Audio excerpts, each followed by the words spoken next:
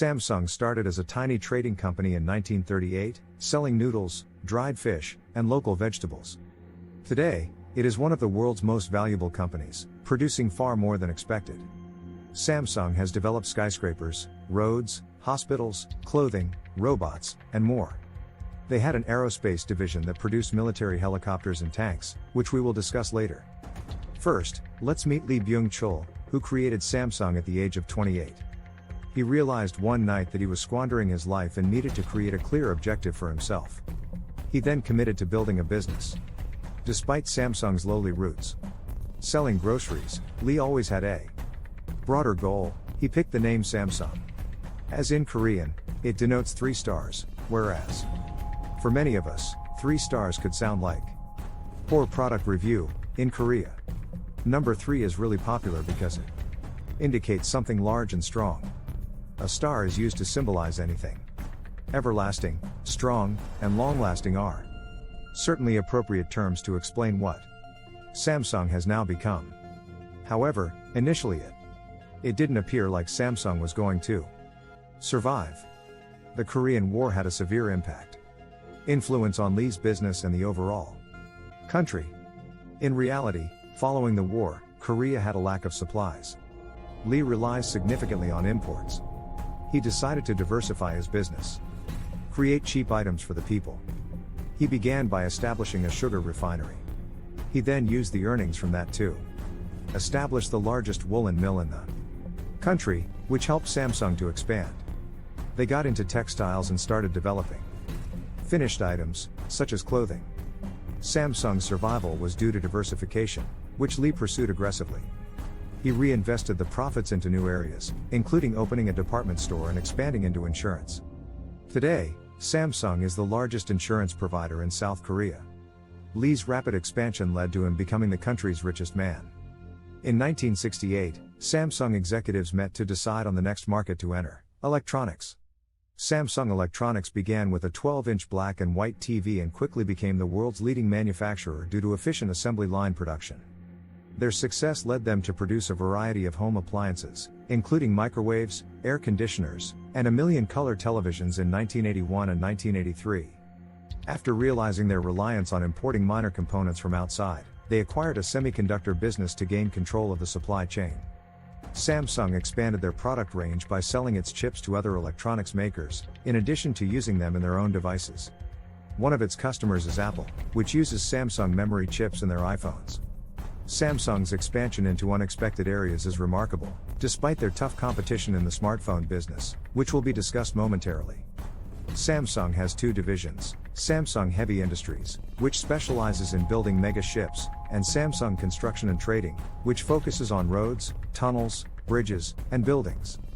The world's tallest building, the Burj Khalifa in Dubai, was built by Samsung, and the company was also involved in the previous tallest building.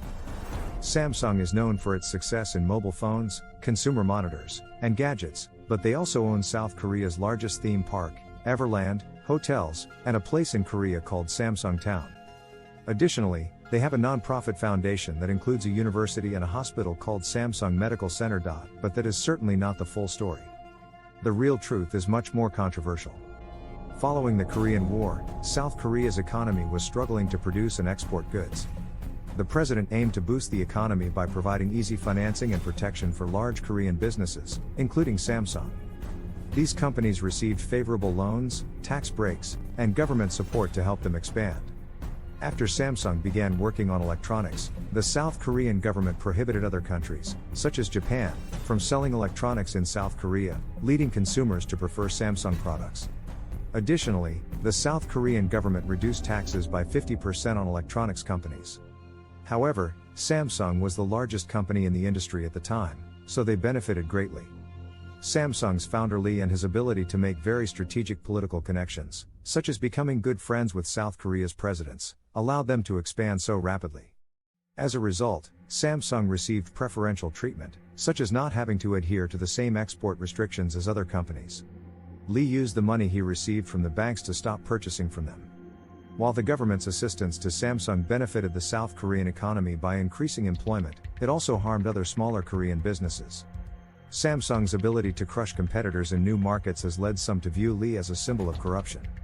Additionally, the South Korean economy has become overly reliant on Samsung, which could have negative consequences for the entire nation due to its extensive involvement in various industries.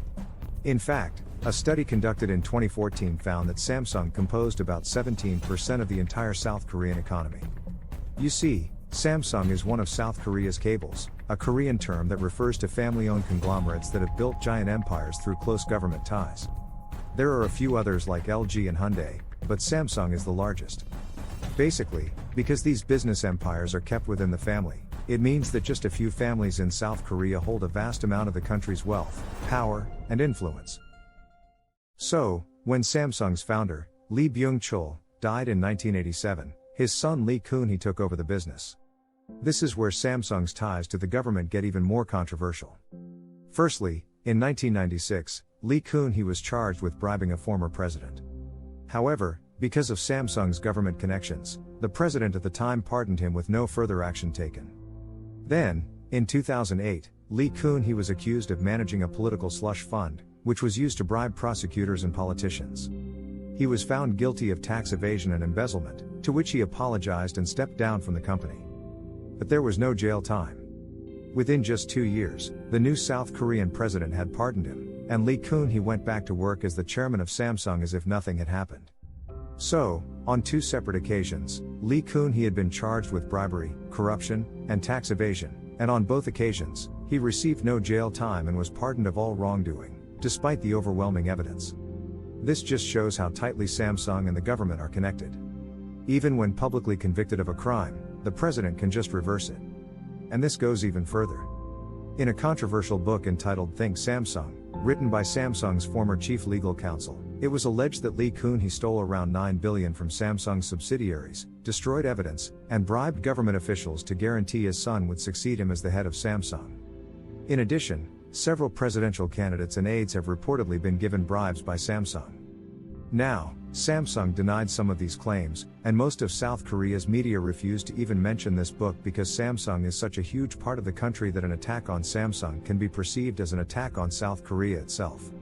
Plus, it's very possible the media simply didn't want to get on Samsung's bad side, given how powerful the company is.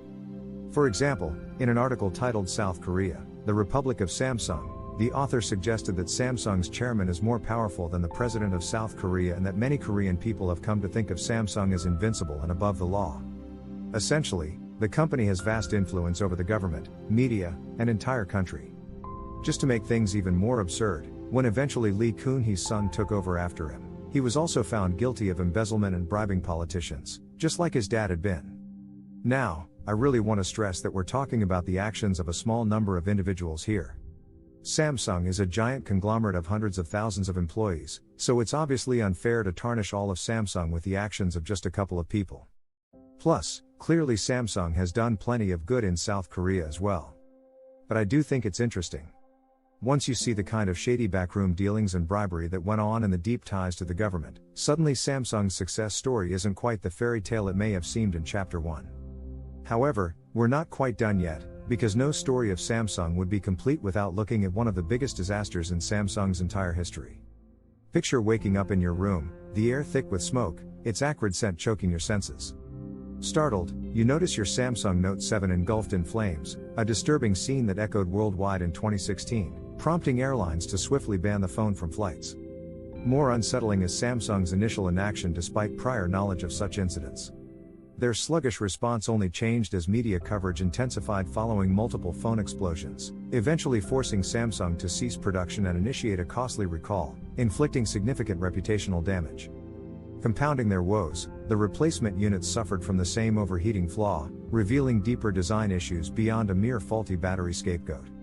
The genesis of this debacle can be traced back to Samsung's relentless pursuit to outshine Apple.